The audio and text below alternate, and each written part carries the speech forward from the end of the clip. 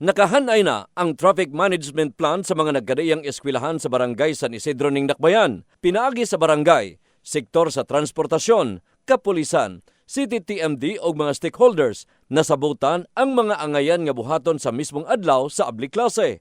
Sumala ni Kapitan Jeprox Yumang nga gihisgutan sa meeting ang mahimong dagan sa trapiko aron nga dili magdasok ang mga sakyanan sa atubangan sa ganghaan sa mga eskwelahan. Sa tanang mga miyembro nato sa transportation, no, ang mga tricycle, ug ang mga ginikanan, no, nga maghatod silang mga anak sa nagkadayang eskwelahan diri sa barangay San Isidro, konting kinahon lang, no. Giangko ni Kapitan Yumang nga dili pa mabalaan ang gidaghanon sa mga tawo sa mga kadalanan, maong gikinahanglan nga mangandam ug dungan sa pagpahimangno sa iyang mga ginsakupan. Siya mo abide lang gid, no, sa mga kapulisan nato ug sa barangay andot nato. Sa bahin sa transportasyon, nagapasalamat ang grupo sa Metro Gensan Transport Cooperative nga napangandaman na ang plano sa pagpadagan sa trapiko. Alang ni Orly Sabilita nga mas labing maayo nga mapangandaman ang abli klase aron nga dili magkayagaw ang mga sakyanan ug malikayan ang mahimong aberya.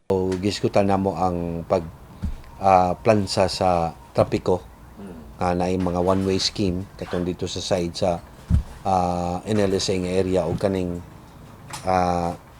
entrance nga gikan diri sa may Coronel Olimpog Road. In the heart of changing lives, kinis Brigada Dani Case, Brigada News.